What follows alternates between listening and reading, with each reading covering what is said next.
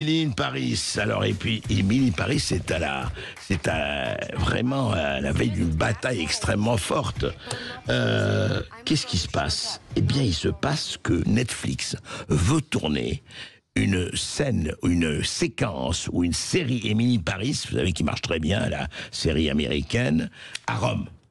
Et là, le président de la République s'est énervé, s'est dit c'est pas possible, non, il n'y a pas de raison, Emily in Paris doit rester à Paris. Voilà, c'est la priorité des priorités, vous savez, le dérapage du budget, tout le reste, c'est pas très grave tout ça, non. Mais que Emily in Paris ne reste pas à Paris, c'est extrêmement scandaleux, c'est vrai. Et alors voilà, et alors, imaginez-vous,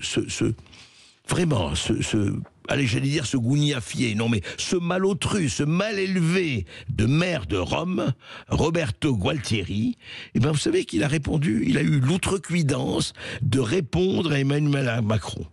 Mais enfin, et voici ce qu'il a répondu, Roberto Gualtieri. Vous ne pouvez vraiment pas intimider ou interférer avec les plans de production de Netflix pour la prochaine saison d'Emily in Paris. Le président Macron n'a-t-il pas des problèmes plus urgents? Vous voyez l'outrecuidance? Vous voyez un peu là? C'est incroyable de quoi il se mêle, ce maire de Rome là, de faire la leçon.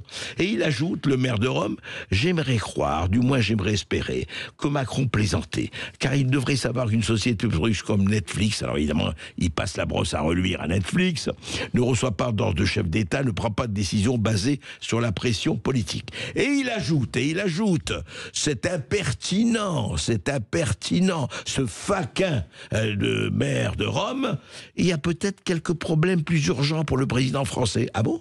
Quel problème plus urgent? Eh ben, il dit, par exemple, il y a 2 guerres en cours en Ukraine, au Moyen-Orient, il y a un horrible ouragan qui a frappé l'Amérique et qui est lié au changement climatique, et quelques autres questions d'État en Europe pour Macron qui sont plus importantes qu'Émilie, j'imagine. Des propos susceptibles de créer un incident diplomatique entre la France et l'Italie. Non, on va pas répondre. Mais vous voyez, les prises de sang. En tout cas, on voit que Emily in Paris, ça, le président Macron, il y tient. Et